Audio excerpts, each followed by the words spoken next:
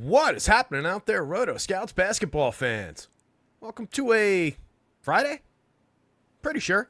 This day's felt like all sorts of different things all day, but I'm pretty sure today's Friday. We've got a football game on in the afternoon. We've got afternoon basketball, afternoon hockey, day after Thanksgiving. Hopefully, everybody out there had a good Thanksgiving, getting a nice relaxing Friday in, unlike some of us who had to deal with all this chaos. It's actually a little bit gentler than it could have been. Really glad we're dealing with a 7-game main slate rather than I was kind of in panic mode that we were going to get stupid stuff like, an afternoon slate that bled into the evening but cut off the late games on one and then like the full day of games on the other.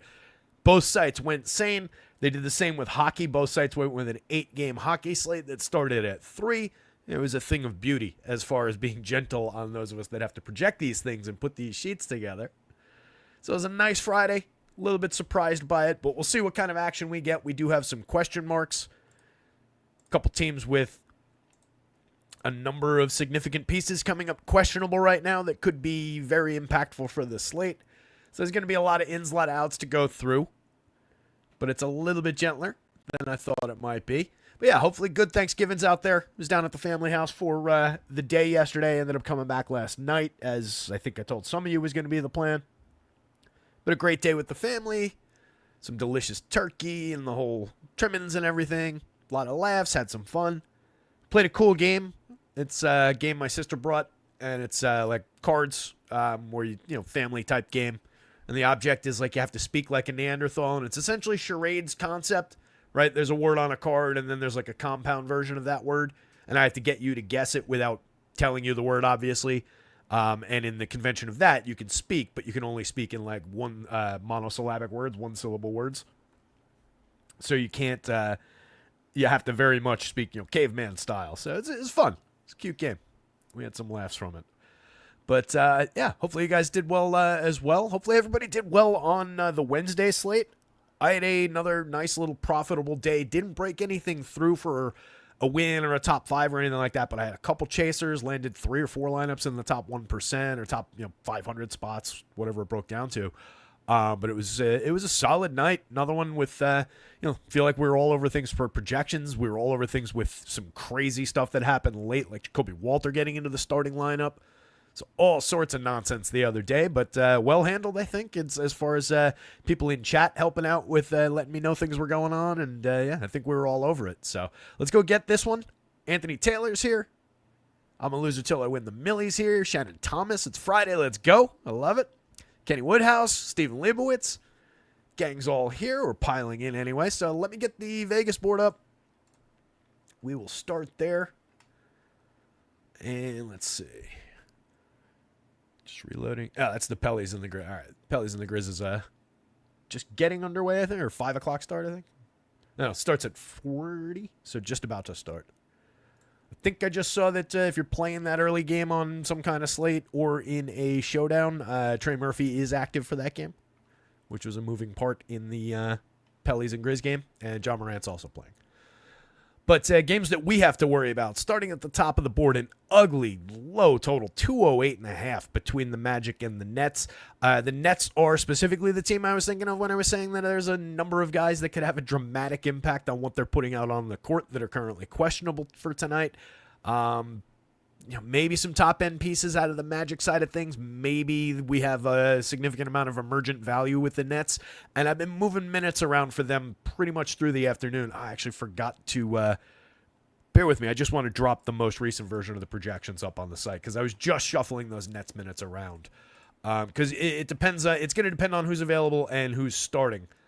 And we'll see how the value landed in the latest sim that I just ran. Pop that up here on the screen so you don't have to watch my face as I do this. But let me pop that up there. So yeah, depending on how you project the Nets, you can get different guys to pop for value right now. And there are all sorts of different things that we might see out of that one. So a lot of moving parts. It's going to be one of those situations, just follow the news, follow the projections as they rise and fall, and just take those guys where you get them. So if some guy does become an emergent value in there, with a low price, high projection. Again, we're going to look through the board in just a second. I'm just killing time while I fill out this copy-paste arts and crafts project.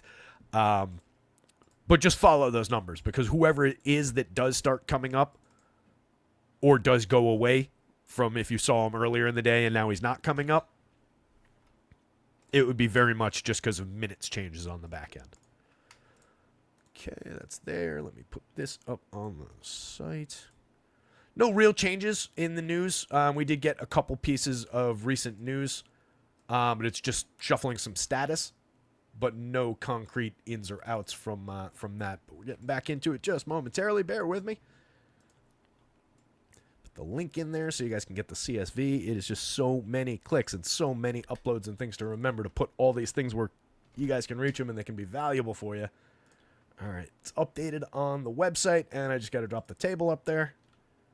Every time I change the projections, it's got to be uploaded in 2 different spots with all these clicks involved. And then, like, you upload the new table, and you got to delete the old rows from the other table. It's just... This is why on those nights where NBA is just going nuts with changes 15 minutes before lock, and I'm trying to run my sims and get my lineups in, it can just get completely bananas. All right. 19 people here. Appreciate it. Stephen Leibowitz playing hold music while Terry moves things around. Hey, at least I put some results up on the board that you can sit here and go through a little bit while I was doing that and vamping for a second there. But all right, let me get back into the board here. That projection update just went up. Projections for the football main slate will be up tonight. I'm going to get to work on doing those. I'll put the groups in the shell of the groups in the optimizer lineups and so on together, the rankings and all of that. So you have access to that tonight. Projections for NBA are live right now. NHL locked earlier, but that was live. And the NFL Showdown game locked earlier, and that was also live. Got up a little bit late with getting them on the board this afternoon. Apologies for that if it created a crunch for anybody, but at least you got the most current stuff. Anyway, Clippers and the T-Wolves. Wolves favored by 6 in a home game. 213, another low-end total. The first 3 games on the board here are kind of lower-end totals. But there's definitely functional parts as far as guys from fair mid-range prices up to stars on both of those teams. So it's just going to be an is who they are spot, is who they is spot for both of those teams. But I expect we will see some shares of both of those guys. By the way, I'm frantically checking MLB news. There's a rumor going around that Soto to the Red Sox is going to be broken over the weekend, but I think it's just the guy who reported it is claiming to break it. Broke the Bruins firing their coach news, I guess, last week. But that very much could have just been like, I'm going to send this out and see what happens. They've been losing and so on and so forth. So I feel like he probably just got lucky, and now he's just trying to get another couple million clicks, make a few bucks by reporting that. But he was saying Soto to the Red Sox for 12 years, no deferred money is done, going to be reported over the weekend. So every time the MLB app is popping up news, I'm like scrambling from my phone. Raptors and the Heat. Heat favored by 8 against a mediocre Raptors team. Heat not all that great either, but there's obvious pieces on both sides of that one. 219-point total there. That's the third of the 3 kind of meh games as far as the Vegas lines go, and then we get into some more interesting territory. Celtics 11.5-point favorites on the road in Chicago, basically functionally whole right now, going up against a low-end lousy Chicago team, but one that could score a little bit, maybe hang with the Celts and push that, keep the spread a little bit closer than what Vegas thinks it'll be. 243.5-point total, and I think trajectory upward from that. I don't see this game coming in dramatically under in most scenarios, so I think we get upside galore in that game, and the pieces are very straightforward as far as who you'd want. Detroit and Indy is an interesting one. 230-point total there. Indy favored by 5 at home. Detroit wants to win this game. This is another NBA Cup day, by the way. We'll see how that one comes out. Detroit's another team with some guys with a variety of statuses that could have some impact. We're going to go through those in just a minute, but most notably Cade and Tobias Harris, both questionable. So obviously, major downstream impact if those guys don't play. Sacramento and Portland in one of the 2 10 o'clock games. 225.5-point total in that one. Sacramento favored by 7.5 on the road.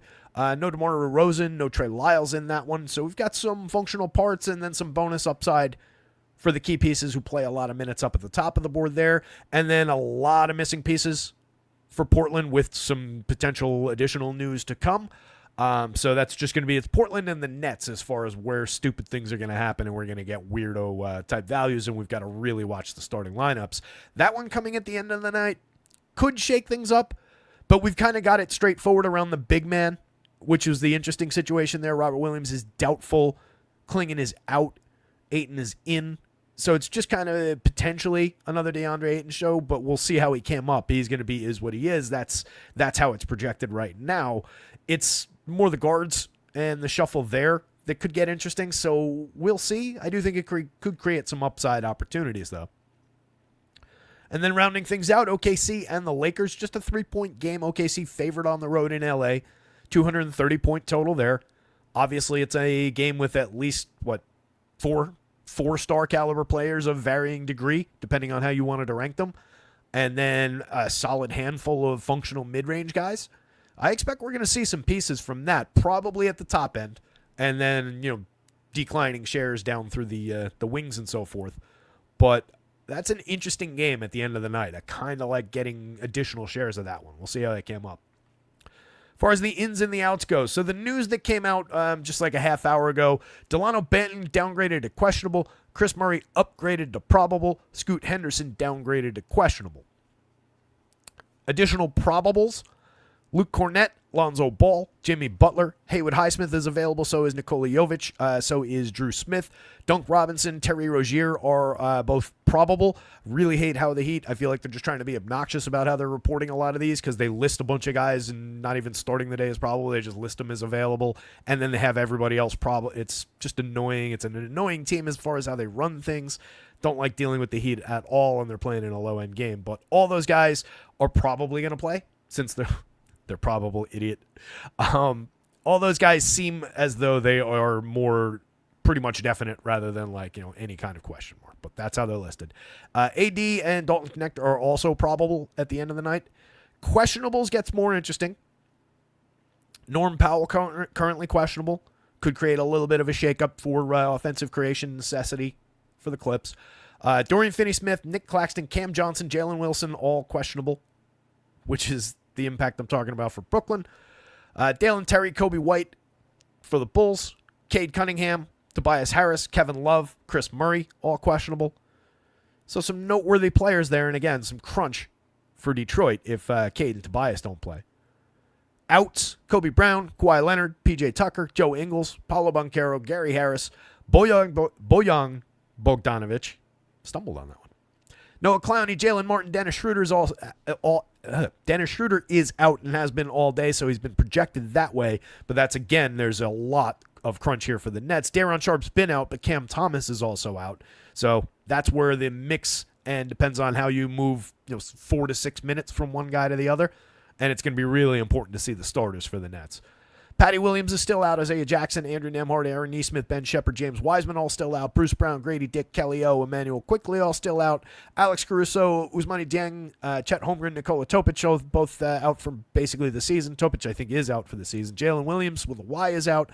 Jackson Hayes is doubtful. Jalen Hood, Shafino, Bronny James, Jared Vanderbilt, Christian Wood all remain out. Devin Carter, DeMar DeRozan, Trey Lyles remain out. Donovan Clingan, Jeremy Grant, Robert Williams, and Matty Thybulle. Technically, Grant is doubtful, as is Robert Williams, but they seem like they're not going to play. That is our board. 32 people here hanging out. I was wondering how attendance was going to be today. Wasn't sure if people were playing, if people were interested today. A lot of days off, a lot of travel, vacations, leftovers day, etc., etc.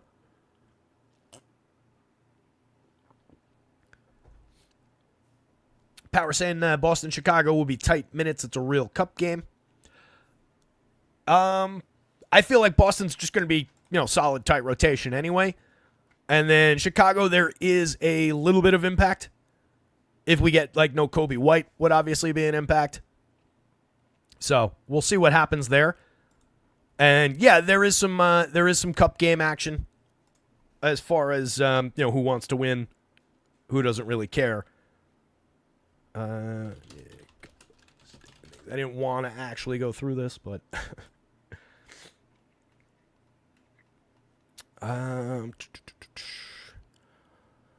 Pistons are currently 2-0 in their group. And then the next best team is the Heat at 1-2. So if the Pistons put this one away, both they and the Bucks would be 3-0, and that would be that group. Knicks and the Magic. Knicks went to 3-0 this afternoon, squeaked out a win against the Hornets today. The Magic are 2-0, and then the next best team is the Sixers. The Sixers and the Nets tied at 1-2 in tournament play, and there's a pretty big gap of point differential with the Magic way up in their 2 games and the Knicks up slightly in their 3.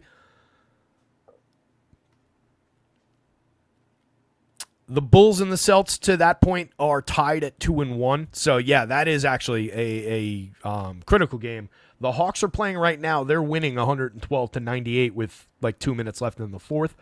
So the Hawks are going to get a W and go to. Is this not a cup game, or is it? Wait. All right. So Atlanta clinches Group C with a win and a Chicago loss, is what it says on my television right now. How does this already have them at 2-1 though? Isn't it 3 games? It's got all these teams at 2-1. So has Group C played more games? Am I losing it here? Well, regardless, all 3 of those teams, the Hawks just won their game. So now if Chicago loses to the Celtics tonight, which does seem likely, the Hawks will win Group C, and it would be Hawks and Celtics. So it would be an elimination game for the Bulls. That point differential between those 2 teams, the Bulls have a 15-point differential. The Celtics have a 14-point differential. So the Celtics they basically just need to win, I believe, in my understanding of how this works. Let's see. The Lakers are going to want to win their game. Lakers and Thunder are playing. They're 2-1, 1-1, assuming that's a cup game. And then the top of the other side, Group A, Clippers, Blazers, T-Wolves, all tied with 1 win. But there's some kind of, 2 of those teams are functionally better than the other one is. So, yes, to the degree that these teams actually care about this, Celtics win and are in. Yeah, and that's what I gathered. It's Atlanta is just about to do their part of clinching that, and then if Chicago loses to the Celtics, it's Atlanta and Chicago in the elimination game going forward. Think. Cleveland only played 2 cup games, says Paul. Okay. The Knicks played their 3rd cup game today. Cleveland's 1-1 in there too. And then the Bulls are 2-1. The Celtics are 2-1. See, that's what I don't understand about this board I'm looking at. How they played 3 with a game played today between 2 of those teams. That would be the 4th game for both of those teams, no? Am I losing my mind here? Regardless, seems like a game they're going to want to win. Let's move on.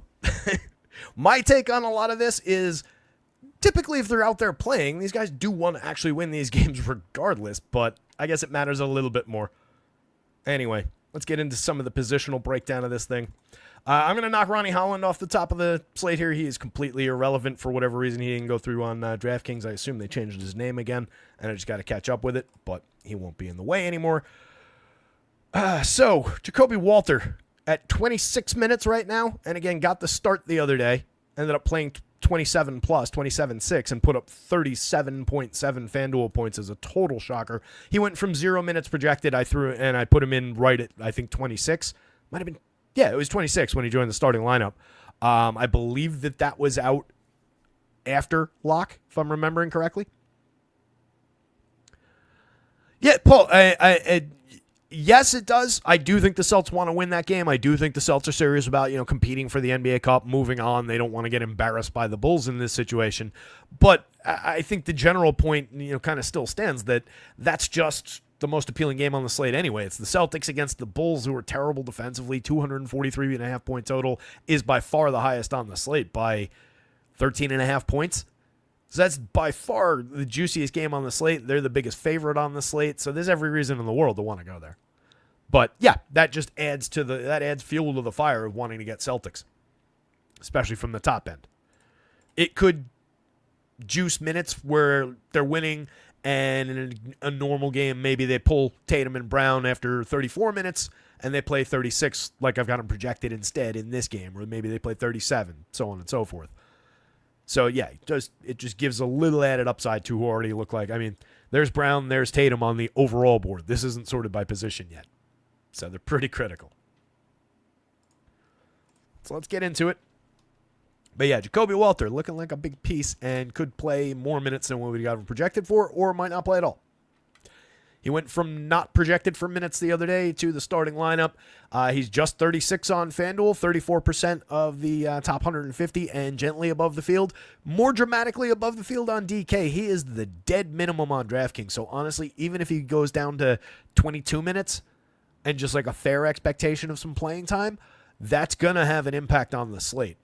If we kick him up by another 2 minutes, you just get more and more of them. So I think he's just an easy value play unless we get news that, don't expect Jacoby Walter to be in the rotation today. But right now, with 26 minutes, he is looking like the critical value piece over on the DraftKings slate.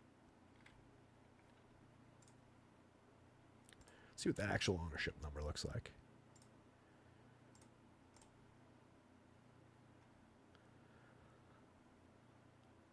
That's about double. About double the field's ownership. So, again, if you want to take that down more into like the 35% range and have it a little bit of caution with the unpredictability of the minutes and the situation for him, then fine. It's also not a great matchup. It's a terrible game environment.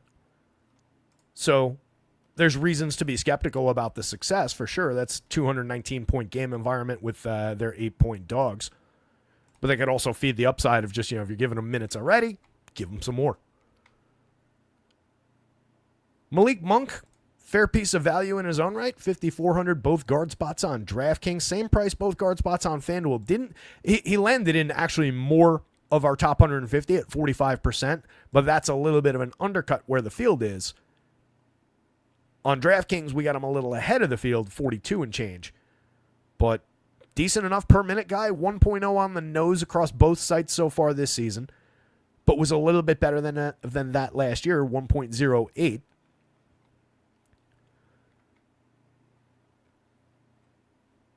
With missing pieces for Sacramento as well, just reasonable expectation of at least 30 minutes. Played 34-7 the other day, put up a 51-1. I'm not expecting this from Malik Monk again. But a solid, 35-plus fantasy points on both sites, I think is well within range. I only projected him at 30, but I think there is an additional upside for 5 to 6 more minutes there from a good per-minute scorer at a very fair price. So I think it's just kind of at least mid-range level Malik Monk day. Jaylen Brown, 30% for 8,500. Love that. Small forward and shooting guard eligible. We're a little bit ahead of the field. If you come up a little bit more aggressive on Jaylen Brown, no issues whatsoever with it. For 8,000 on the DraftKings slate, same situation, 34.67% ahead of the field. 5.36 is a little shy of the 5.5 magic number that we're looking for, but Brown looks like a tremendous piece today with upside for significantly more. Again, as we were just discussing, in a game they're going to want to win, in a game where they might press the minutes and the scoring advantage, in a game against a low-end defense, the most highly totaled and heaviest favorite of the day. All reason in the world to get shares of Jaylen Brown, shares of Jason Tatum. Quentin Jackson, 32.5 minutes the other day, put up 28 FanDuel points, checks back in at 4,300, shooting guard only on FanDuel. We still got him 35% of the time. Little under the field there. Level with the field at 33%, one of the second or third most highly owned overall player on the DraftKings slate. Another guy who just kind of hits as a lever for value. At 4,000, he is a functional piece who's going to help get you to a lot of these other plays. So I think it's right. There's not nearly as many alternatives as what we saw the other day with the crazy 14-game slate. There were just alternatives to just anything that was on the board. If you missed the first 6 games, you could still have replicated all the values that were available that day. Not the case on a 7-gamer. So he's been a .91 player in his 25.5 minutes. In his 18.8 minutes per night over 11 games. 0.85. My eyes jumped down to Mike Conley's line there.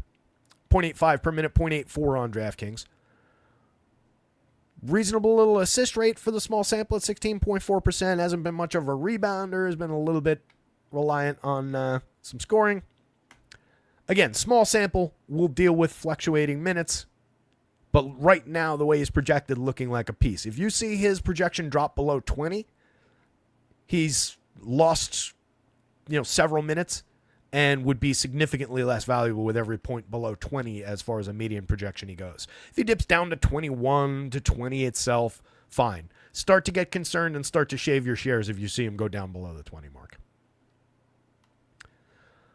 Mike Conley played 30 plus the other day, 32 minutes on the board, just a 26.2 on the FanDuel scale. Didn't exactly break the slate for that. But with the way he's priced, I'm just concerned about the minutes. 4,700 on FanDuel, point guard only, 4,600 on DraftKings. Even if he's just putting up 0.91, 0.90 on DK, that's kind of perfectly fine for that money as long as he gets 30 minutes. And if I'm getting 32, so much the better. I've got him at 30. You could go lower. You could definitely carve 2 minutes, I think, fairly off of that. But I'm expecting at least 28. And his 0.90, 0.91 kind of replicates what he was doing last year. And so far this season, it's 25.6% assist rate is perfectly fine, but just 49.3% true shooting for Mike Conley so far. So there's a significant enough situation going on here where you say, all right, he's kind of underperformed in that department. So if anything, there's justification to expect that his scoring in the per minute sense goes a little bit up from here. And at worst, I think he's stable in this range. So he's just cheap. He was not playing as many minutes earlier in the season. The season average over 14 games, and he's missed a few in there obviously. It's just 25.5. But that's been trending steadily upward. Darren Fox, 54% exposure, level with the field on FanDuel, looking like a significant piece. Kind of a pushover matchup for them against Portland. He's 8,700. I think that's perfectly fair. Solid 30% usage guy. The production's been down a little bit in terms of the per minute. 117 this year on FanDuel versus 126 last year on basically identical opportunities for creating offense. 121 on the DK scale. We got him 30% of the time over there. 29.3 technically. Slightly below the field. If you want to level him up to wherever the field is, that's perfectly fine. But he's not quite the value here. 9,200. 5.28 value score. Getting an 8,700 and a 5.5 is pretty significant as far as the just per minute upside, the ceiling per minute numbers that he can give you, especially in a matchup like this. Significant upside for minutes. I've got him with a lot of minutes, but they've been playing. That's right on his average. So one of the better minute totals and more secure minute totals from a good player who's coming up like crazy at a very fair price right here. Field's there, but I think it's a spot where you just kind of want to be comfortably with the field. If you're a little bit below, a little bit above in one direction or other as a position, perfectly fine. But there's only degrees of value as far as getting further out or further behind the field there. Simon's at 44.6% and fairly aggressively ahead of the field for 5,800. It's another reasonably functional upside per minute guy. 24% on the DraftKings slate, point guard and shooting guard over there as well for 61. Again, same situation. Looks good, but not quite the value that he's putting up on FanDuel at a better overall value mark. 5.28 on the FanDuel value number, 5.4 on DK. But we're level with the field, 1 and 4 lineups. I think that's perfectly fine. And you can see a little bit of upside. In a FanDuel scale, he's at 0.85 per minute. That's 0.15 below his number that he was putting up last year.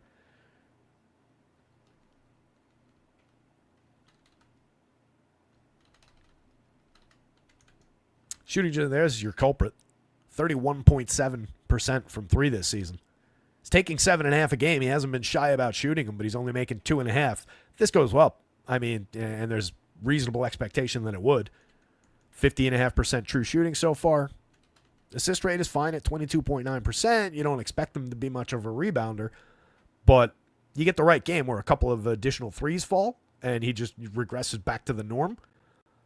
That's a very functional play for those prices. So happy to have him around half the time on FanDuel at that rate. You get a little bit further ahead of the field, level up by another 5 percentage points. I think it's fine. Same thing with going back the other way, though. There's probably a little bit of room on that one. It's not quite the expensive piece that Darren Fox is, even though Fox is a good value. Derek White, we did get below the field on both sides.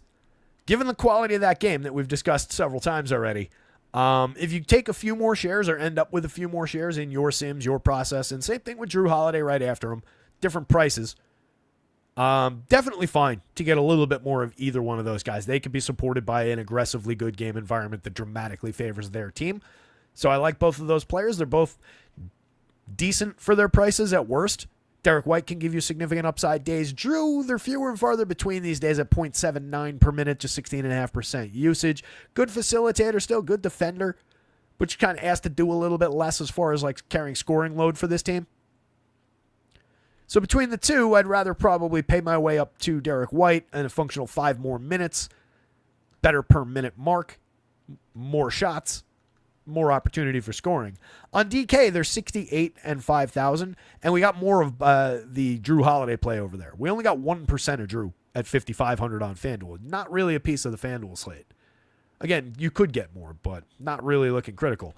On DraftKings, he's a perfectly fine piece, 18%, and again, if you kick that up to somewhat above 20, gain a little bit of ground on the field, not making a mistake there. He's got upside in this game. Ben Mathurin, again, I think the Pacers kind of just settled into everybody's priced correctly for these roles, for this situation. Just an is spot for Mathurin. 8%, a little bit of an undercut to the field there on the FanDuel slate. Gentler undercut at 17% on DraftKings. Nothing overly special about the spot for Mathurin. He's put up 0.96 FanDuel, 0.99 DraftKings. The true shooting at 62.8%. I still do think drops as things go on, but he's been good. It's just that price is kind of just normalized for this performance now. He doesn't really stand out as anything other than a somewhat of an undercut that you still want to have shares of. Harden, like that piece, but we didn't get it on FanDuel. 6% below the field. He's just been playing so well. 63.3 in just 32 minutes the other night, averaging a little bit more in terms of the minutes. Over 20 games, 34 and change minutes a night. 134 per minute, pushing nearly 30% usage, 29.2. On DraftKings, it's a 1.39 per minute. 9,200 over there. We got him a little bit below the field, but a more significant chunk of him anyway at 15%. I wouldn't mind carving out a few additional shares of James Harden, but going against Minnie, not exactly a great matchup. That game at 213 is the second lowest total overall. Minnie favored by 6, but we've seen this situation where James Harden is just the driving force if this team's going to do really anything. And he could absolutely decide to have one of those days and not make it matter that they're a good defensive team, or he could also decide to have one of those games where he just takes his foot off the gas in a game he expects to lose. That's James. D'Lo, not really important at all on FanDuel, 0%. I'm happy about that. 4,400 though on DraftKings. That's a more interesting value play. 5.34, he doesn't get to our magic number, but he's coming up a little bit. 12% below the field. That's just a good price.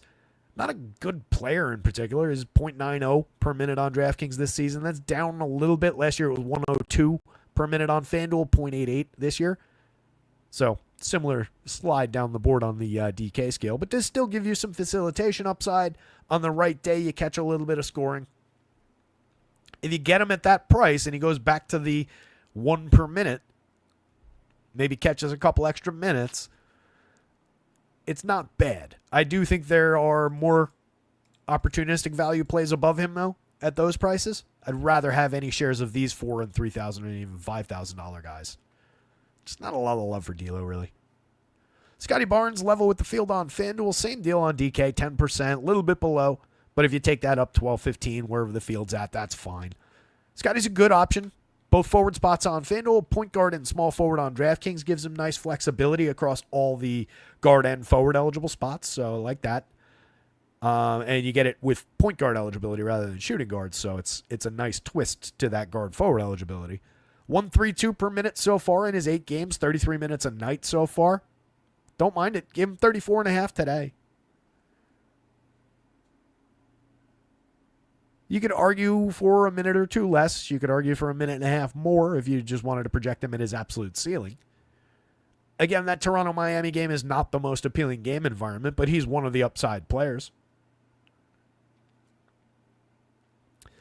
Ben Simmons gave us a decent performance the other day. Ended up playing 27 minutes the other night.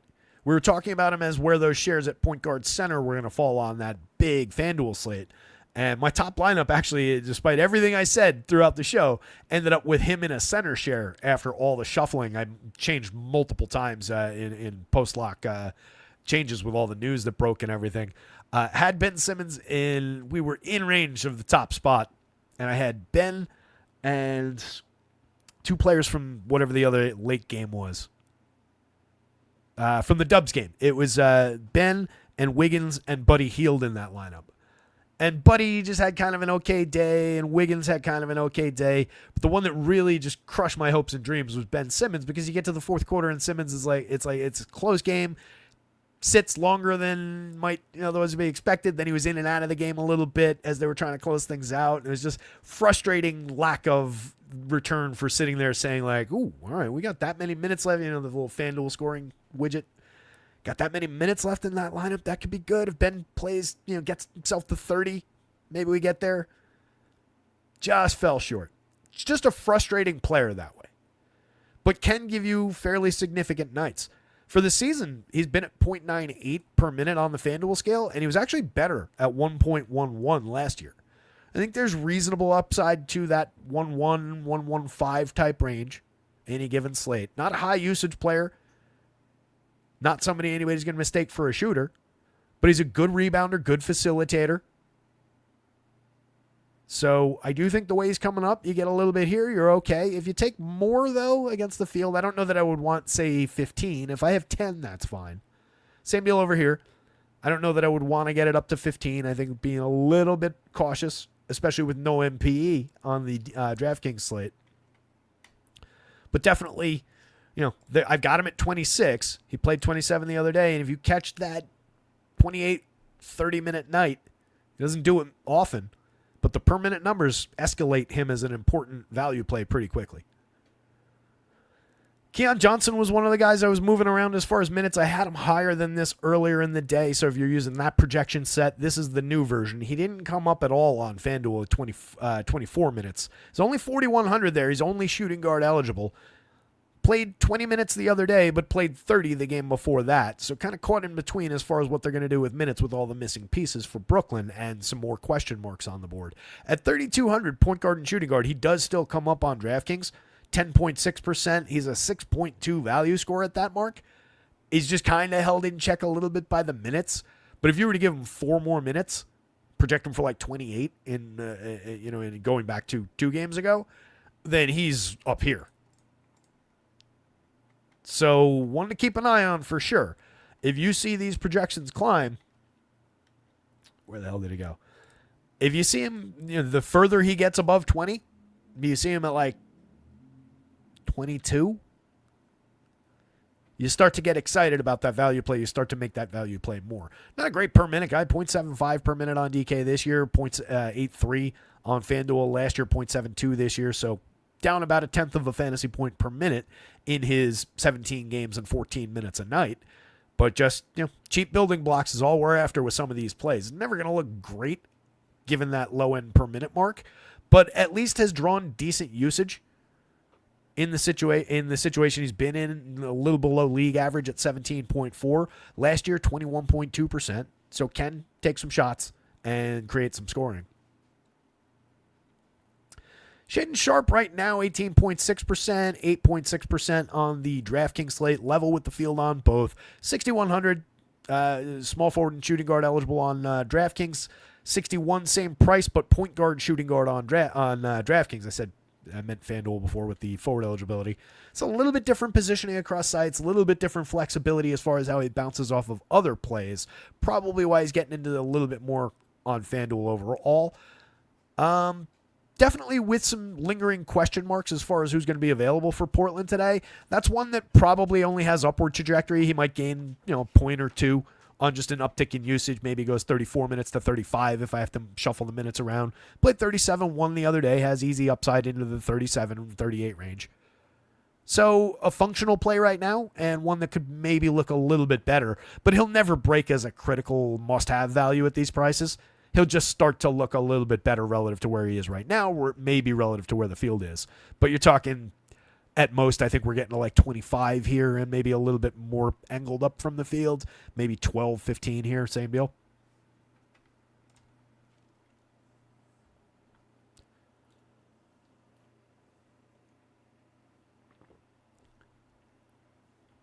KC beating the Raiders by only 10 points in the early third quarter. I will never draft Mahomes again in my life. Power. Paul Ezekiel points it out almost exactly. Yeah, with Conley playing 32 minutes the other game, you got the back half of that, for sure. They do not nobody's happy between Dante, the fans, and the team right now, Dante DiVincenzo. There was expectation of Dante doing a decent amount of ball handling and facilitation for that team in minutes that Conley couldn't play. Just has not come together out there. He's allegedly on the trade market and a piece that they're looking to move, which sucks for them. This is part of the return for Karl Anthony Towns, and that was like the piece they were holding out for, allegedly, and just is not working out. So, yeah, that'll create more minutes and opportunity for Conley, and it's just Conley being a little bit more engaged in the season and healthy and playing him his way into shape and everything. Whatever. Can you shut up? Joker's excited about Mike Conley, I'll tell you that much. So as the minutes are ticking up and up and up and his price is still low, that's created opportunity for DFS. Outliers on FanDuel, Tyler Hero, 27%, basically level with the field, a decent upside play at 7,400. So that's a piece in the Toronto-Miami game that's coming up a little bit. Ant at 17%, happy to have him, 8,900, especially when we can get him below 9 with his per minute upside on the right day. 114 for the season, but a rock-solid 30% usage guy. Last year, 31%. 121 per minute last year, but we know what the ceiling looks like with Ant. 50.5 in 37.4 is just kind of an average day for him. Major upside. Happy to have 17 there. Just 3% on DK. He's point guard and shooting guard eligible on the DraftKings slate. Shooting guard, small forward might have something to do with him getting into a few more lineups on FanDuel. You can absolutely press this up. If you got 10% and level with the field, perfectly fine on a player like that. Same thing goes for SGA, who we didn't get much of. 10-7. Same thing goes for Halliburton. Same thing goes for Cade. Cade would be the least interesting probably out of that group, just if he's playing at all. First game back from injury, fully priced at 98, 92 across sites. We really didn't get much of him. But he's an excellent per-minute player. And again, that is a game they're going to want to win. That would probably be the reason that he would be on the court at all today. Halliburton, dramatically underperforming last year overall, but has spiked a couple upside games along the way. 38.9 minutes the other day, 54.4 for the reduced price. That does make him interesting given the true ceiling that we know exists on that player. He's just overall this season 1-1-1 versus the 1-3-8. Am I correct in remembering somebody was calling out some home road splits? That I'm not a big home road guy, especially in the NBA, but I think somebody was mentioning that. So if that's tickling anybody's brain, this is a home game for them. Everybody was onesie-twosie in that group on DraftKings, but again, you could get more of that. You got a little bit more of each guy on FanDuel. Again, Cade, the least interesting at 5% and harder undercut to the field. And then you get a couple mix and match guys like Isaiah Joe, Terrence Mann. We didn't get any man on FanDuel. We got 1% of each guy. They're just moving parts on this slate with a little bit of upside. Jaden Ivey, kind of the same thing from the mid-range, 72, 7,000. We got once on DraftKings. Nobody else really standing out. We do have some onesie-twosies on Zach LaVine, Jalen Suggs, Norm Powell if he plays, Io. Io gets more interesting if Kobe White doesn't go. Dunk Robinson, a little undercut to the field. I'd rather have Tyler Hero at a different price, obviously. Keon Ellis, I don't love that 4%. I'm happy to take a even more aggressive undercut to the field on Keon Ellis's 24 minutes at that price. Just give me Malik Monk in that situation all day. Nobody else outliers down the board. Let's jump to the forward spots. Hit the like button if you're out there. A lot of people here hanging out on Thanksgiving Friday. Stephen Leibowitz, hit the like button or Joker will silently judge you. He grumpily went off and laid in his bed over here now, judging us all. Paul says 5 of the highest owned players are point guard, shooting guard, and I love it. Yeah, it's a kind of tight lane right now anyway, until a few different things open up and shuffle the value decks. Yes, Trey. NBA Cup night. We went through that earlier, if you're catching up. Trey says I was wrong about it. They actually play more. Yeah, we went through some of that, mostly in reference to Boston, to Detroit, and a couple other spots. So among the forwards, Denny Avdija is the most highly owned player on both sites today, and the most highly owned player in our sim results on both sites today, which is fine. Denny's okay.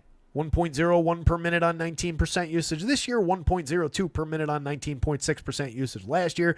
Just a role player, a fully functional role player, does a little bit of everything. 51.6% true shooting, 17.7% assist rate, 10.5% rebounding rate. A lot of missing pieces and parts for Portland, so he's one of the guys that is benefiting right now, looks very, very good right now. And then if multiple other guys don't play, it's just additional upside for guys like Denny and then guys who are further down the board catching more minutes. It's not going to take Denny from like 34 minutes to a 40-minute projection, but like maybe he catches one additional minute and sees a little bit of a rate uptick depending on who's in, who's out. So that just gets better and better, and right now we're getting him aggressively 70%. The field's in, I believe, the 50% range there. I think this is about the limits of where I'd want to be above the field, but there is additional room if you're a bigger believer, or if the situation changes. Again, if this creeps up to even say like 34 as a projection, over here like 35, just gets a little bit better. So there's room there on the Denny play, but already looking like a critical piece of value from the mid-range. 84% were more aggressively ahead of the field at a 6.27 value score on DK. And for all the same reasons. 5,300 small forward only. He does have flexibility for the higher FanDuel price to both forward spots, which again makes him interesting. I think he was small forward only the other day. Jason Tatum looking like a fantastic piece. So here's Tatum and Brown side by side, right? We are getting aggressive shares of both of those players. So again, to reiterate, Celtics absolutely critical today. And it's to their top end. And like we were saying earlier, it's an already relatively tight rotation when everybody, and predictable rotation when everybody's active / healthy. A lot of guys take days off, create opportunities for other guys. Not the case right now. So it's just pushing upside to Tatum, to Brown. We were getting some White. We were getting some Drew. More of those two guys on the DraftKings slate. And it's not going to be like the random-ass cheapo center day from the Celtics. Just go straight line to the obvious guys. 45% and well above the field. If you want to take that north of 50%, you're probably doing yourself a favor. I've got him at 36 minutes, but there's upside beyond that. There's a monster per minute player for Jason Tatum at 143, and then we're 80% on the nose between those two players as far as just shares of our total across 150 lineups between those different positions. And you get guard shares out of it, you get forward shares out of it. Across both forward spots, one of the guard spots. So it's very, very solid players. No issues getting them both together. That's perfectly fine / desirable. Love both of the big Celtics today.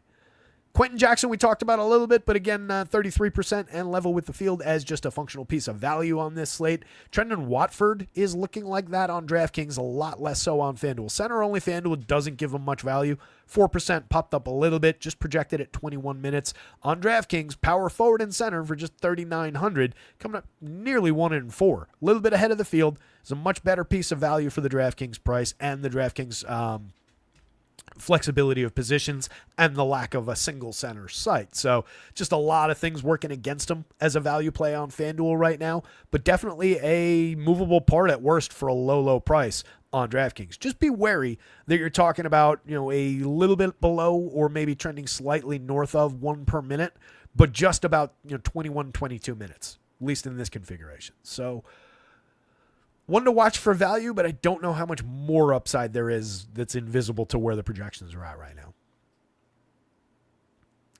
Horford, so like I said, it's not super cheapo center from the Celtics day today, but Horford as the starter when he's available and active, 28 minutes today, just 4,700 is kind of interesting on DraftKings. So I'll unwind that a little bit. I wasn't thinking of Al Horford when I said that. I was thinking more of the Cornets and the Kettas of the world. But with Al Horford checking in, power forward and center eligible for just 47 on DraftKings. He's a 0.89 per minute player this year on DraftKings, 0.88 FanDuel, 0.90 last year. But does plenty whenever he's active to accrue fantasy points, that at that price, that's an interesting piece. 15% level with the field. If you take more shares of Al Horford, that is fine. You can also build him in as a third Celtic in lineups with Tatum and Brown. No issues with it whatsoever, especially if you're just putting those guys at like wing spots.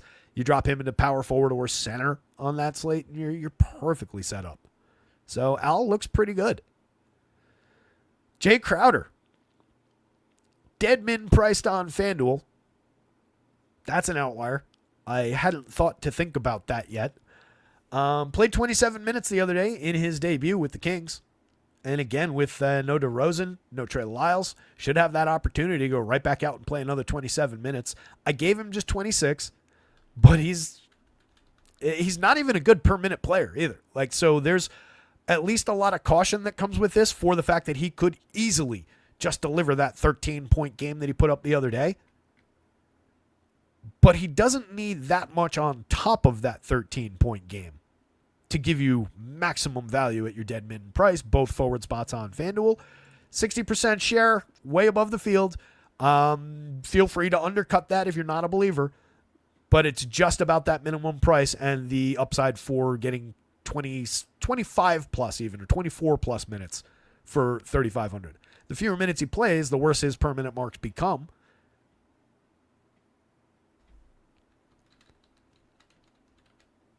You know, 0.51 in the one game on 10.8% usage is obviously a meltdown. But if we get him back to just average version of Jay Crowder from last year, it's a little bit better, 0.62. Now, if he goes out and plays that 27 minutes, we're getting what I call it, 14, high 14s, 15 points instead of our 13.8 there. And then we're talking about 2 additional rebounds along the way. Maybe he makes 1 additional bucket. Not that he's much of a bucket getter. Not really much of an assist man. Maybe it's 3 additional rebounds. Point being, for the cheap price, even on DraftKings at 38, he's a little bit more expensive relative to the cap there, but 5.5 on the nose as far as the value score goes. 15% level with the field there, just much more significant at the min price on FanDuel with the positional swappability. But hitting the board pretty hard, and if you decided, hey, in his second game back, maybe they liked what they saw, maybe he won't be quite as winded. Second game back, maybe he plays 28 to 30, and you just gain upside.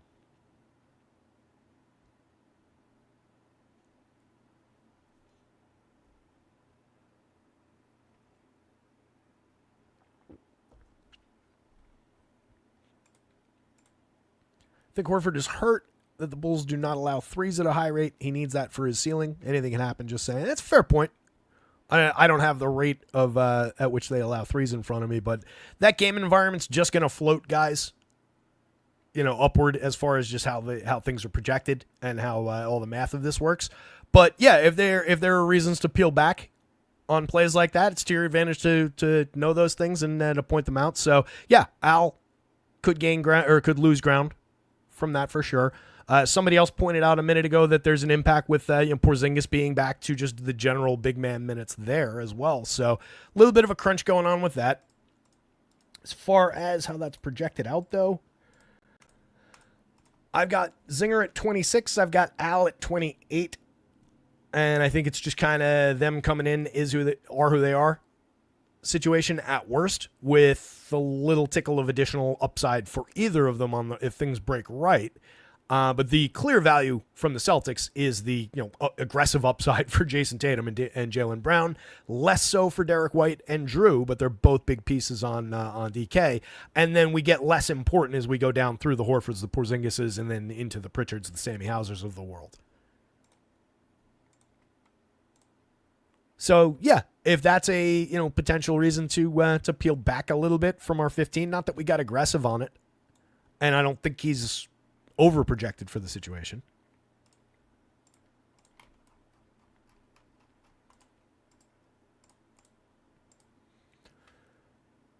L there. One of these days I'll put both of these numbers in the same spot, so it makes it easier to check these things. Where the hell did he go? There he is. I have him 1/100th of a fantasy point per minute below his 0.88 per minute average. Got him basically on the nose for an is who he is spot in a game environment that is not an are who they are game environment. So that's what I think creates the upside for Al. But he's a movable part, right? It's not a critical mass of shares on Al Horford on DraftKings, and we did not get him on FanDuel as a center only. His value comes from being played in the forward spot. Got a little bit of Nas, 8%, but a lot of shares are getting soaked up by that Jay Crowder min price. Pascal Siakam at 18%. Love to see it. I would take additional shares of Siakam. Seems like a good upside spot for him. Put up 54-4 in 38 minutes the other night. Has trajectory back toward that 38 minutes again today. And is a very good per minute guy. 1.06 on FanDuel, 1.09 per minute on DraftKings. He's a 115 player per minute last year. Slightly more shot attempts last year per game. But his price has been cut fairly significantly. I don't mean like halved, but that's a pretty good price for a guy that is putting up well above 1 per minute and has upward momentum. So I don't mind getting additional shares of Siakam, take him to like 25 FanDuel. On DraftKings, our 12% is a little below the field, but I think that's a fair one to level off with the field and get to like 15 is probably where they're at, 15, 18. And honestly, he's so cheap at 72 for his ceiling that a few additional shares into the 20s wouldn't be tragic as far as like bending your slate to a different shape than the field is getting. But just bear in mind, for every share of Siakam that you take at 72, you've got to think about the impact that's going to have on shares of Jalen, most specifically at 8,000, a little bit on Tatum at 10,000, but that's a different tier of player, different tier of per minute price value there. So the biggest impact for taking more Pascal Siakam at 72 would be getting less Jaylen Brown, probably just locked in. Obviously, it's different positioning, but you have the shared forward spot, the shared util spot. And that hits other guys as well, but the most prominent player that I think that would hit is Jalen. Scotty, we talked about during the guard rundown. Perfectly fine on either site. 10, 12, 15%, either way. No issue with it. Franz, I don't like not getting Franz at this point. He's been so good this year. But we're up to 9,900. Both forward spots on FanDuel. 1.33 is difficult to sacrifice even when it's 9,900, but the price is getting up there. Still a rock-solid 30% usage guy. Played 31-1 the other day. Put up fewer than 40 FanDuel points. That's not a great result at the increased price. 96 on DraftKings. We got him 10% of the time. A little bit below the field. So again, I don't love it in like the raw number. Just seeing only 8% Franz there. Only 10% there. But it's starting to make sense with that price going up and with the field being a little bit more aggressive about him. But he is absolutely slate bending, if not breaking upside on any given slate still, even at the inflated prices. That is our lowest end game environment. Sub 210 total is not ideal. Might not have to do a lot to beat the Nets today. Tyrese Martin, another one of these value guys, kind of just in flux for the Nets. I've got him at 16 minutes right now, but he played 27-8 and put up a 36.8 in their most recent game. He is more highly projected in other places. It's one of those ones to watch. If you see his projection climb from 14 points where it is now into even the 17, 18 point range, honestly, on DraftKings for just 3,600 with guard and forward eligibility, that's going to become a more critical piece of value. Right now, 8.6%, even with the lowered projection and below the field. But if you normalize this projection upward to even, a fraction of those more additional minutes, and we'll get that news hopefully, there is major upside for the dead min price, obviously, because he just did it in their last game. Jonathan Isaac, very much an is who he is situation, 8%, a little bit below the field on DraftKings. Power forward and center eligibility, 4,200, makes him interesting. He's a 1.03 per minute guy this year, was a 1.11 on FanDuel this year, and 1.16 on FanDuel. A little bit more valuable on the blue site in a per minute sense, but in a per dollar sense, he's not at all valuable on FanDuel today. We didn't get him at all for 5,000. Much more functional over here right now. Don't connect, mix and match. 6% undercut to the field on DraftKings, 3% undercut to the field on FanDuel. Less aggressively undercut over here. capable of going out and giving you a pretty solid value game. 4,800 small forward only. The other day he played 30 and a half minutes, put up 36.1, but our average game at a Connect is much more in the 0.78 territory, and you're getting 24, 25 FanDuel points for your 30. Let's see, what he's averaging 23.2 a night and putting up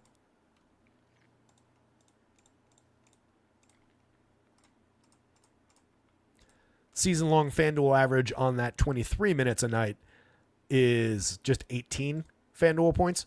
But obviously that role is increased a little bit here. But you're not getting too many major upside games just playing alongside some pretty significant guys. Keegan Murray, much more significant piece on FanDuel at 26 for your 6,300. Both forward spots. He is coming up, but quite a bit below the field. Just again, no DDR, no Trey Lyles for Sacramento. Just creating additional upside. I've got him all the way up at 38 minutes today. He's averaged 37-1, put up 39 minutes the other day, but gave us just 20 FanDuel points for the effort. So there's definite downside days from Keegan Murray. It's a somewhat hefty price to pay for just a 0.76 per minute guy. But if I can get him back into this range at 0.86, it's at least okay. And the minutes are significant for those top-end Sacramento guys. So I think he's a movable mid-range piece on FanDuel, which is fair for 1 and 4-ish lineups and below the field. On DraftKings, he's not as significant, 6,800, sub-5 value score, pretty significantly sub-5, well below the field there. Below the field, but gently so on Chris Boucher, who looks more like a mix-and-match piece to me at 4,100. I don't think there's much priority there. Jalen Williams would be happy to have more of them if you can get there on DK. Same deal on FanDuel. 11%. We're below the field on both sites. He's been awesome this year. 1.39 per minute on DraftKings, 1.41, way up year over year. Plenty for him to do on an any given slate basis. 9,000, 9,200. The price has gone up. Just a 4.80 on value on FanDuel, 4.65 on DK. I'm honestly a little surprised we got him at all. So as much as I'd like to have him, and as much as I would love to have additional pieces from that last game between OKC and LA, and I'm going to make sure that I do, and I'm going to make sure that he's one of them, he is at those prices coming up fairly aggressively below the field. So it's an upside player with tons of ability and fantastic per minute numbers that, he's the best per minute guy on this board, sorted to the DraftKings forward by the FanDuel number, obviously. And on DK, at 139, he's second best only to Jason Tatum when we're sorted to forward-eligible players. So that's an excellent option. If you're coming off shares of Jason Tatum for 10, he's your probably most direct pivot at 92. You could also make the argument that LeBron is at 99, but we got a little bit less LeBron, and you're clawing back some salary if you go to Jalen Williams at 92 as your Tatum alternative. I would just say you've got to somehow, make up some of the value gap there. So you got to be getting to, maybe you're spreading that 800 of savings across 2 additional guys to utilize the value that you gain, or to make up the value that you lose, I guess I should say. But it's an interesting player, and it's an interesting inflection point. And if you get the clunker day out of Tatum, if you get the, even in a cup game, they're just waxing this team going into the fourth quarter, and it doesn't really matter, and you only get 31, 32 minutes out of Tatum for the inflated price, then that becomes more and more significant right here, because this is your next best per minute option. You do have plenty of competition, though. LeBron's right there at 138 on DraftKings. You've got, who are these two guys? Scotty Barnes and Franz Wagner at 132, 134. So there are plenty of comparable swaps there. Franz also might be in that mix for coming off of Tatum at 96. It's just, again, you're paying a similar price where you can get down to 92 and save even more in this pivot, which is a fairly comparable pivot. Franz and Jalen not coming up all that different, 478, 465 value marks. Those are the interesting little pockets of the slate, though. I mean, especially if he's, what's his raw slate ownership, let's say.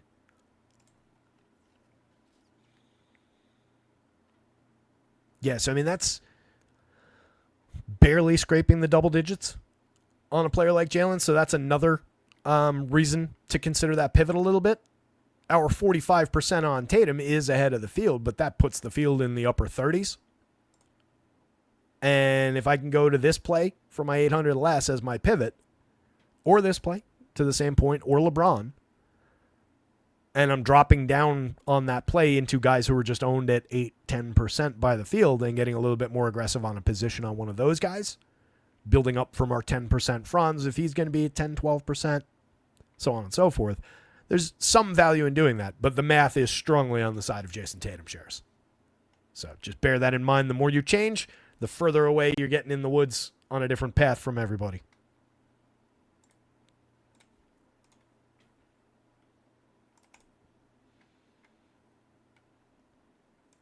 Yeah, net gain ground for sure, Ken, as a starter. But overall, it's just kind of a flatter player. Like the true ceiling on him is a little bit more limited.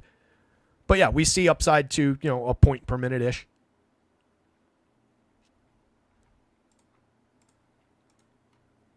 What else do we have? Any outliers here? A lot of single digit onesie twosie shares across the Connects, the Keegan Murrays. We talked about all those guys. Julius Randle not coming up at all.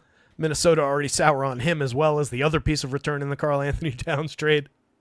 Learning very quickly how frustrating a basketball player Julius can be, but he is a talented guy. Good facilitator, good rebounder, decent scorer. There's any given slate upside for Julius, but he's at 73, power forward only. There's just so many better options. We got him 7% of the time. That's level with the field. If you want to have 0, that's fine. If you want to have 10 to 15, that's also fine. On DraftKings, a little bit less of them for 7,900. It's just a bad value there. Power forward and center eligibility does him no favors. That's totally skippable. Probably unlikely to burn you if you do skip it. I'd rather have shares of paying $2,000 more for LeBron, paying $100 more maybe for Jimmy Butler, even though Jimmy doesn't come up as a significant piece. Jimmy at 111 giving me slightly more than Julius is so far this season. Last year, in a short season for Julius, you got a little bit more out of him. But if that had evened out as far as games, you probably would have seen it even out as far as fantasy rate goes. And then just medium quality players going down the board. The Isaiah Joes and Obi Toppins and Terrence Manns of the world. Apologies for RJ, Cam Johnson a little bit for throwing them into that mix. We got 7% of each of them on FanDuel, below the field on each. Just one share and 150 on DraftKings of both of those guys. Either one of those guys is capable of spiking an upside day. You get a much more likely upside day out of RJ Barrett. He's just the better player between the two. 118 per minute so far this season, but impacted by Scotty's return. When more and more pieces and parts come back for them, there will be more impact. But right now, still would be capable of a pretty big value day or upside day for your 7,700, your 8,300 across the forward spots. So a few additional shares of RJ is fine on either site, but know that you're just leveling them back up to the field if you do that. You're not really creating an advantage. Same deal with Cam Johnson. If you take more of them, you're just getting back to the field, and you're in that spot versus the field for a reason already because you took that advantage somewhere else. So if you're taking him back to the field and just kind of leveling it, then you're taking some advantage you had and just taking it away. So not really the player to go chase for that, but we've seen him create some big upside days this season in these situations where a lot of other guys are missing. No Cam Thomas, no Dennis Schroeder today, and additional question marks, him included, as far as who's going to be available. If that three's going down, we saw the major upside day, I'll say the end of last week. I think he made 9 threes in that game. It creates immediate scoring upside. So there is value in Cam Johnson, but didn't really get a ton of them relative to the field. And again, you're just sacrificing if he was, 58, he'd have so much more value. He's just correctly to slightly high priced for this spot. DraftKings, he's barely relevant. Jalen Wilson, another guy that's kind of in the crunch of minutes. I've got him at 26, and he didn't really show value. I don't really see much upward trajectory from there. Timmy Hardaway, low-end per minute guy, didn't really come up, don't really care. Haywood Highsmith, we got him below the field, but that probably still puts the field in just the 6 to 8% range. Same deal on Zach LaVine. Neither guy relevant to the DK slate. I'm fine sacrificing shares of Highsmith. I know he's only 3,900, but he's a .71-ish player The minutes go all over the place. I've got him at 24. He did play 30 the other day. If he gets back to 30 for your 3,900, he could give you value. But it is 0.71. That's typically only going to be 23, 24 points. So the ceiling for even as a value play is kind of limited and could go south in a hurry. Fontecchio's not relevant. Levine is playing a tenth of a point better per minute than he was last year, but doesn't look overly relevant to this slate. Could float for value if we get no Kobe White. And at least a good argument to be made that the game environment supports just taking the scoring upside of Zach LaVine. But it's not exactly a great scoring matchup for Zach LaVine just in the NBA sense going up against the Celts. And with all the other wing value at 74, 78 in among the shooting guards and the small forward, I think he just gets lost in the wash here. Norm Powell may not play. If he does play, he doesn't look overly relevant, but would have an impact to some of the value guys that we've seen from the Clips over recent days. Got him in for his usual 31 minutes right now. If we see him come off the board, that would potentially create a little bit of additional uptick for Harden. It would create more significant just downstream impact for some of the value guys. Nobody else really. A couple shares of Jaden McDaniels, a couple shares of Lou Dort. Nothing interesting here. Everybody we've already abandoned shares of on DraftKings. Let's jump to centers. So all these sims run over at acemind.io. Our sim partners. We've got an optimizer over there. They've got excellent tools for sims, for NBA, for MLB, for NFL, very importantly. Check them out. Promo code RotoScouts, all in caps, gets you 20% off your first month over there. And check out RotoScouts, my site, rotoscouts.com. Get access to all these projections. You're not buying the silly dashboard here that we're looking at with the nice coloring and all of that. This is just for show on the shows. What you're buying is access to the projections. You get NBA, NFL, NHL right now. All in access to all three sports under $1 a day. No per sport pricing. Every main slate projections. For NFL, you get in every showdown slate projected. Trying to pad as much value as I possibly can in here. Because, in my opinion, people should not be paying hundreds of dollars a month for projections. All right? If you put your mind to it, you could definitely, especially with NBA, create a projections model without that much difficulty yourself. So to me, it makes no sense in a world where a lot of you, based on every survey I've ever run and every conversation I've ever had in the industry, most people out there, most of you guys within the sound of my voice right now, are not entering 150 lineups for tons and tons of dollars a day. Some of you are. And all these tools work just as well for you guys. But the site is kind of geared for the people who are entering 10 lineups, 15 lineups, one lineup, 20, 30. Not looking to break the bank, looking to build a bankroll. We're not building a site here for millionaires. We're building a site for the average player, the hand builders of the world. But again, you can take these, drop them in, and I'll put them side by side with anybody out there as far as your 150 lineup shares go as well. I'm trying to put as much value as I can over at rotoscouts.com. Go check it out. Hit the like button here. It's enough plugging. Let's get back into the slate before we lose more viewers. Appreciate all you guys. Subscribe, by the way, too. Hit the subscribe bell. Trying to get to 1,000. We're probably going to fall short of the holiday goal, the New Year goal, unless we get a big influx. So tell your friends, tell your neighbors. Sign on YouTube. Hit the subscribe bell here and help us out a little bit. Anthony Davis, top of the board, 34% share on DraftKings for 10-4, looking like one of the primary stars. Jalen Wilson, Nick Claxton both in. That's helpful. It makes it more straightforward for the Nets. Bit my tongue.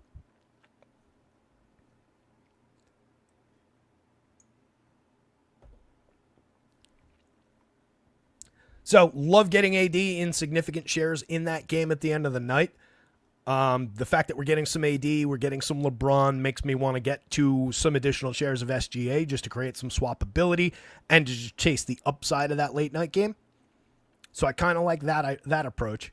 But AD, 16% level with the field, center and power forward eligibility is great for him on the FanDuel slate. Center only on DraftKings, but it matters less over there. 34% owned above the field there. You could get more aggressively above the field on AD. Zubac, different kind of play. I expect we'll see a decent amount of side-by-side of AD and Zubac in DraftKings lineups, though. 6,800, that puts them together as a nice little Voltron of upside for not an unfair price. All right, if you're considering those two together, it averages the price down to $8,600 for AD, and Zubac is more than capable of paying off an $8,600 price tag. So as a unit, those two guys are really interesting together in that many shares. I like that quite a bit on DraftKings. You can do that on FanDuel. Not nearly as valuable. We got it 20% of the time over there. The average becomes 92. It is a lot more to ask Zubac to pay off a $9,200 salary than it is an 86 on DK. But it is there. We're getting a little bit more Miles Turner, 14% on FanDuel, 16% but below the field on DraftKings. So relative to the field for 7,000 on the center only, the single center site, we're getting a little bit more relative Miles Turner, a little bit more raw share of Miles Turner, but undercut to the field on DK. It's a solid value. 5.39 is a 1.02 per minute player on DraftKings this year, and relatively secure minutes in the 33, 32 kind of territories, averaging 32.5 for the season. Upside to a night like this, put up 41.1 FanDuel points in 38 minutes the other day. There's more ceiling, honestly, on Turner than that, too. He's a 1.22 player per minute last year. Nas, mix and match value, 8% shares on FanDuel. More interesting value play on DraftKings. He's only 4,700 over there. That's a 5.24 in our value measure. For 51 on FanDuel, 4.82. We're sub 5. Still get him a little bit, but just level with the field, onesie, twosie shares. But at 4,700, his per minute upside's kind of shining through a little bit on DK. 1.02 per minute. We got him 14%, a little bit below the field, but a very, very good per minute player. 27-1 in 23.6 minutes in his average kind of a day the other day.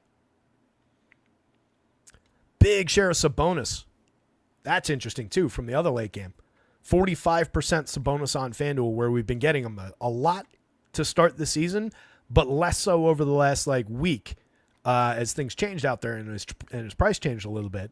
I think we've come back down maybe 200-300, and we're getting him quite a bit, 45% on this slate. 13% and below the field on DraftKings, center only 9,700 over there, a lot less impactful. Major impact on the FanDuel slate from Ayton as well. And the fact that you're getting 42% Ayton at the center only spot means most of your Sabonis, most of your AD going into the power forward, because we've got center only share there, both of these guys. None of those guys, a little bit there, so on. But I mean, just grabbing those guys as a summary, that's 78%. So maybe we get some shares of Nas, Sabonis, and AD going through the power forward, or going through the center, rather. But those guys are primarily going to be extracting their value from the power forward spot on FanDuel. At 66, Ayton really doesn't look like as key a play on DraftKings. That is one of our harder undercuts among the big men on the DK slate. 12.6% under the field. On FanDuel, he's only 6,000. That makes him a significant piece of center value. 5.85 is the highest value score by a pretty wide margin at the position. Just an average value day for him on DraftKings. That's a significant price gap.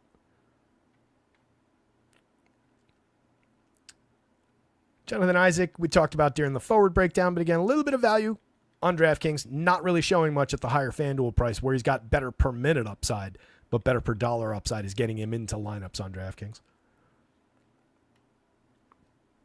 Vooch, no love, 4% and under the field on DK. Again, it's a game environment that is good, but not necessarily as good for Bulls as it is for Celtics. Vooch, a 1.28 per minute player. Upside for a decent day in the mid-30s to 40s, but not a good overall option. I'm perfectly happy having him just 4% of the time. If you took that to 10, you wouldn't be making tragic mistakes. Just make sure that it's shares of Sabonis probably that you're sacrificing at the center spot, or shares of a similarly priced Ayton that you're sacrificing. Ayton probably most specifically. If you can figure out a way to pay for that difference. Ayton coming down from up from Hartenstein as a direct pivot, 6,800, 6,600, making those guys a back and forth where, all right, if I want 4 or 5% more Ayton, take it out of Hartenstein, maybe take it out of Vooch, and the other way around, even more functionally, if I want to double, triple the Hartenstein shares, take it out of that 12% of Ayton, who's not showing tremendous value. Not that Hartenstein is, but he's got a relatively significant per minute ceiling. He's back to playing 30 minutes a night. He's played his 3 games, 30 minutes a night. He's averaging a 1.28 per minute on both sides. Excellent rebounder, decent facilitator. Scores when asked to. So I don't mind having a little bit more Hartenstein if I'm sacrificing some of those shares where I'm already getting the sim telling me to get below the field numbers on those guys anyway. And they've got a couple other ones up here where you can draw even more shares if you're looking to really muscle that up. Again, not that the sim is saying that Hartenstein is the guy to get to here. It's just kind of an example that was sitting right there. None of those guys came up at all valuable on the FanDuel slate, with DeAndre Ayton eating a big chunk of the center shares.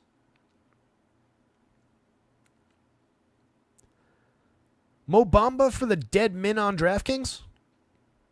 It's at least interesting.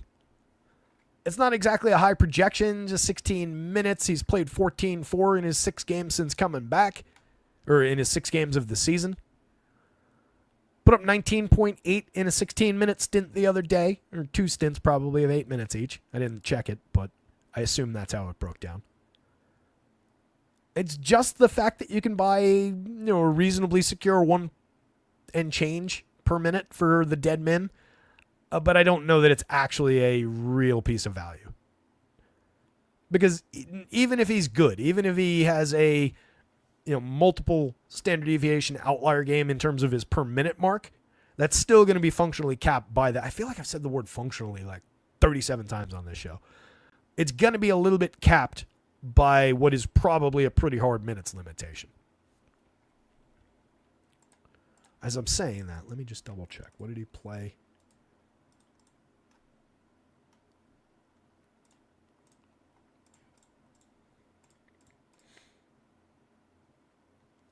Yeah, it's 15, 16, 17, missed a game, 16. I don't think we've got trajectory even into the low 20s unless something went completely haywire. Maybe as just a interesting tournament dart, and that's more of a play for the 150 lineup builders. If you're building 1 lineup, I don't think you're putting Mo Bamba into it. If you're building 10 lineups, I don't know that you're getting any Mo Bamba shares. Rudy Gobert is who he is day. 6,500 on DraftKings, 6,800 on FanDuel, the ultimate collector of fantasy points. He's fine. We got him, mix and match shares at best on either site. The guy that's more interesting down here, I think, is LeBron. Again, as a significant per minute player in that late game, one of the cheaper stars in that game, especially compared to his teammate at the top of the board. Taking shares out of here and putting them into here, same thing. Not to even them out. But if I want to get 10% LeBron and get ahead of the field on LeBron, I can take it directly out of AD, have a little bit of money to spend to upgrade a different spot. And I think that's fine. I don't think you're necessarily making a mistake. You would be bringing your AD position down, and more specifically so on FanDuel, to the point where it's essentially level with the field. So I like that move less here than I do here, where we've got a little bit of room to spare. But every time you do that, know that you're reducing your advantage on AD. Jakob Poeltl, 4% on FanDuel. Bam, 6%. We got very little of either guy on the DraftKings slate. 7,800, 8,300. Just price kind of who they are for the situation. Low-end game. Opposite sides of that game. I wouldn't mind a share or two of either guy. Especially on FanDuel, where we are getting some of them. But they're way deprioritized in this spot. Second lowest total of the night. No love for Kristaps with 26 minutes projected. The price is a little bit high for that kind of run, but he's an excellent per minute performer. Obviously, I don't think we're staying at 1.5 per minute on the season, but 1.29 last season in the games that he was able to play. Wouldn't surprise me if Kristaps went out and at least put a little bit of upside on the 75. It's just at that price, I don't know that that really creates the bubble that you need to live in to be able to succeed on this slate.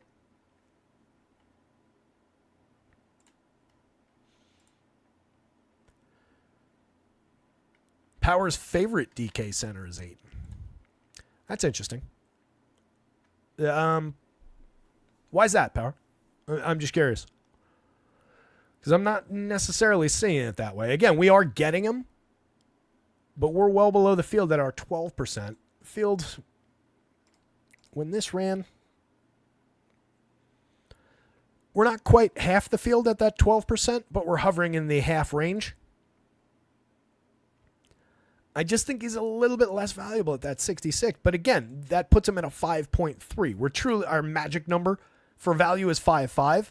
And we're getting that out of several guys, or at least one guy there. I thought those were 5.5s. We're getting that out of one guy, Trenton Watford, which again, that I am not really putting that much faith in. But we've got significant plays here. Just getting box status shares, I think, on DraftKings for the 66. He is the best value on the FanDuel slate at the center, 5.8. So I agree with you, but on FanDuel, not on DraftKings. I think he's fine on DraftKings, but I don't think he's an advantage spot. I think you can find an advantage grabbing 8 and shares on FanDuel.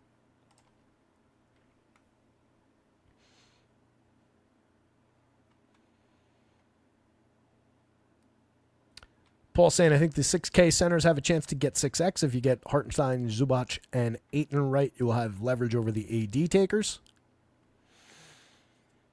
Not if AD goes out and puts up 80 DraftKings points and you just need it in the raw sense. You know, there's only so much back and forth you want to pay attention to on like individual leverage versus positional leverage against the field. And with AD coming up as the most significant piece at that position, that's not really where I want to make that cut. Zubac would be the guy that I would get to, but like I was saying, I think there's more a lane where you're just pairing. Have AD, pair him with Zubac. Have AD, pair him with Ayton. Take that approach. I think AD is a fairly critical piece on this one, and we're getting an advantage on him, and not having to create a massive share to have that advantage. Just 34%. That's not a big chunk of a full slate of lineups. So I don't think you're wrong about the 6K centers, Paul. 6X not necessarily delivering value, by the way. I don't have a value. That's 3 or 4 years ago conversation as far as having a value number for each guy. But the formula today would probably be more than 6X. Is it possible to do a Fox, AD, and Brown lineup? I would think so. Put everybody back on the board here real quick. Actually, you know what? A better spot to check that. We'll come back to this screen in a sec if we need it. But let's see if that came up in our Sims on Ace Mind.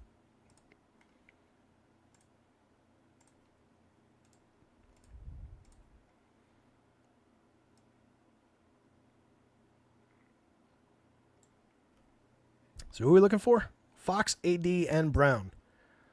There's Fox. There's Brown. No AD in that one. It's AD. A lot of ADs hiding over here, too.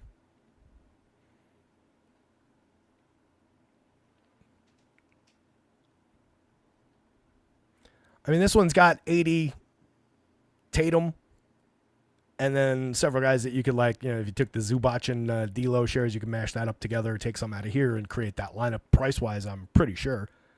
I don't know if it's necessarily directly coming up, though. I think the answer to your question is yes. It looks like the majority of these are actually taking more of that and spending it up to pairing Tatum with AD. And then you're getting that AD Zubac pairing that I was talking about a bunch of times through here.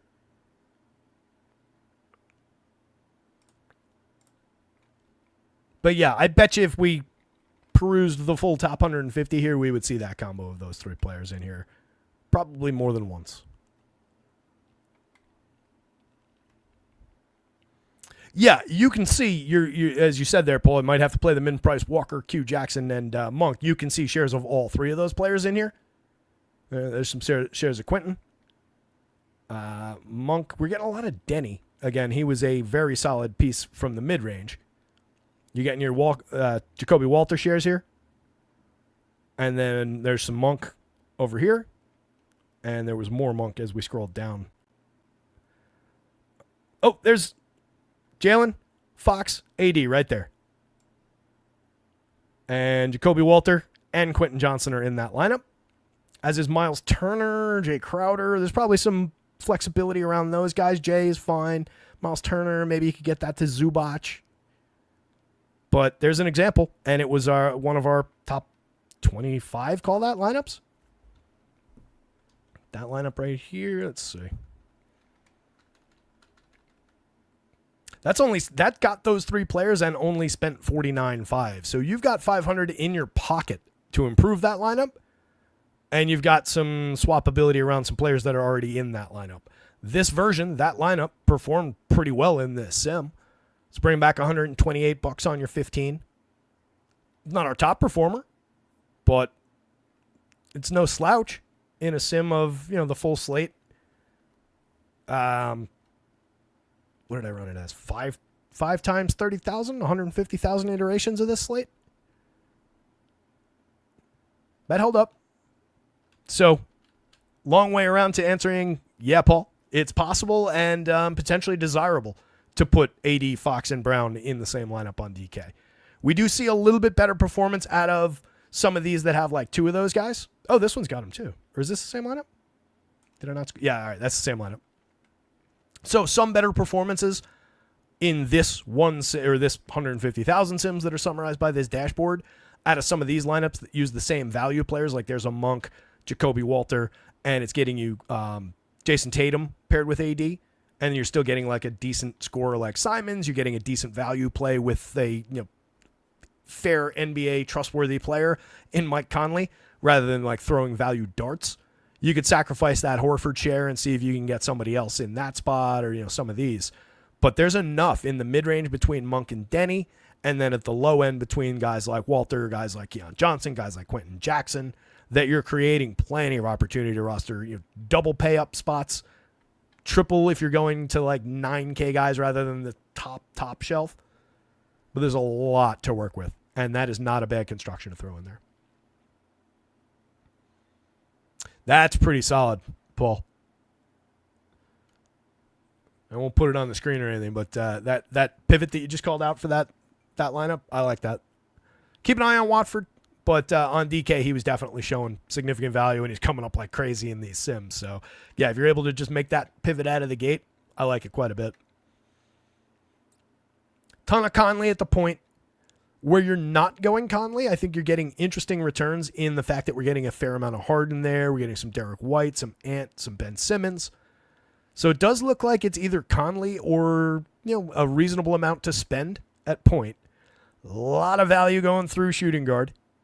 You're taking bottom of the barrel value, or you're taking a mid-range White, Simons, Monk, and you're getting fairly aggressive shares of those guys in your guard, your util spots anyway. So shooting guard, again, looks like a key piece of value. Plenty to spend at small forward, primarily on Celtics. You're getting the onesie-twosie shares on Ben Mathurin. Some Danny falls over here, but much more of it falls at the raw forward spot. You do have some combinations of Jalen and Jason right here. Our second best performing lineup has both of those players in it. It's also got Domantas Sabonis in it, along with Conley. That's not a terrible lineup. It's utilizing three of the value plays, or two of the low end value plays, the two mid range to top end of cheap, I guess, for Conley in the fours, and then like a Ben Simmons. It's a reasonable combo. Mid-range, to the point that was being made in the chat of the 6K centers, I mean, here they all are. So just to hit that point again, the Zubac, Turner, Hartenstein, et cetera, et cetera, et ceteras of the world are showing up significantly in our top lineups. But look at the number of these that have AD in there or another combination of pay-ups to get an idea of how much you want AD paired. All three of these do. That one's got AD paired with Zubac. Some more of these do down here. AD, Zubac, AD, Turner. But you can find value in pairing Turner and Zubac. Some of these up at the very top go a different route. Take like a Fox and Zubac and get another Derek White. That puts two mid-range guys in play. So this lineup is a good example of that.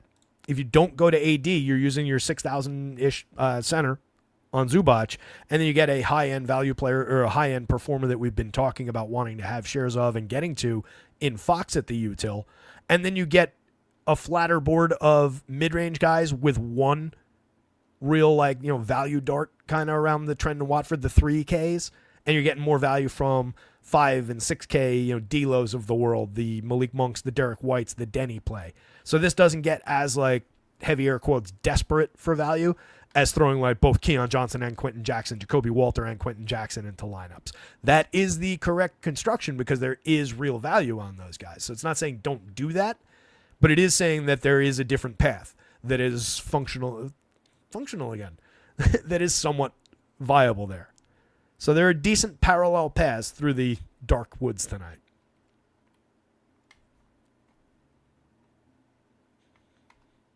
The guard and forward spots are very much just like whatever you didn't do here. You're just dropping it into here, and you can see all the Denny that's just landing at the forward spot. Again, most highly owned player on both sites. Fairly priced. He's just kind of plug and play today. I think he just makes a lot of things work. So just dropping him as your first guy into a lineup in that forward spot and just locking that off, I think that's a totally fine way to hand build a lineup today. Just put him at forward and then build from there. Probably want to go him at forward, AD at util, or AD, you could argue at center so you have flexibility in your hand build, but you most likely just wind up with whoever the center you didn't put here. If you put AD there, you probably want to wind up with that center over here. FanDuel, probably more straightforward as usual. Fair mix of Aiton's going to be coming through at the center spot, but it does look like, interestingly, some of our top performers kind of define that construction. For one thing, some Ben Simmons in the center spot creeping through for value.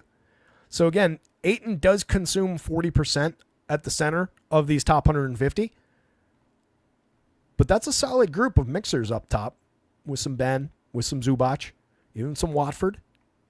Got Pirtle, Sabonis. So some of those power forward shares where the power forward eligible guys do land at center are in strong lineups. A lot of Conley, a lot of Fox. Pairing those two guys over here seems like a very good approach. You've got room, though, if you want to turn Fox into SGA, if you want to turn Fox into Harden. Cade, a little bit less appealing.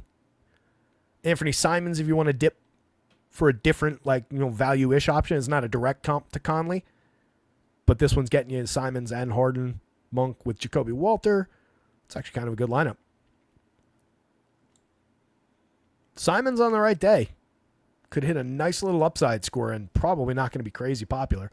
Harden, Monk, Walter for value, Sharp. I don't know that I love Sharp and Simons. I might look to do something about one of those two guys. Tatum, Sabonis, Jay, and Ayton on the back end of that lineup, though, I like quite a bit. Norm Powell out. Wendell Carter playing alongside Goga again. Gives Goga back some additional value that he's not currently projected for. Thinking that through. Powell out's going to have a downstream impact to some of those dudes that have been getting it the last couple of days for the Clips. And then up at the top end for Mr. Harden again. I think he'll pick up maybe a minute if there's a scrap minute and a little bit of an uptick in rate. All right, some moving parts. Holy shit, it's 6:10. I didn't realize it was 6:10. I didn't realize we've been going for an hour 40. Let me punch out of here, guys. Oh, wait, 7:30 start. We're okay. No need to panic. Whew, good. All right, I am still going to end the show now, though. I'm going to get out of here so that I can run an update, but at least I don't only have 49 minutes to get it in. This is a 7:30 start for these 7 games, so a little bit of breathing room.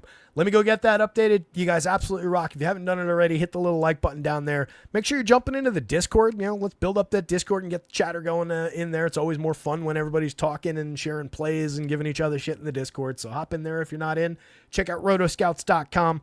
Everything's under $1 a day, guys. It's pretty solid access for projections if you're just looking for projections, trying to pad out additional value as we go. But right now, I think you get a lot of bang for your buck at Roto Scouts. So make sure you're checking us out. Check out acemind.io as well. Those guys do a lot for the money over there, too. With that in mind, football show tomorrow. I'm going to make sure it happens, regardless of what's going on. We will have a football main slate show tomorrow at some point. Stay tuned. That's why you got to subscribe to know when that goes live. Football projections and content will be up overnight tonight for the main slate. Otherwise, normal routine, normal kind of weekend. Good luck out there tonight, gang. Somebody go win something. Share it if you do. Tweet it. Drop it into Discord. Let me know. Love seeing you guys win when I'm not. Love seeing you guys win when I am. just makes me feel good through the night. So go out there, make something happen, and we will see you tomorrow for a football show. Adios, guys.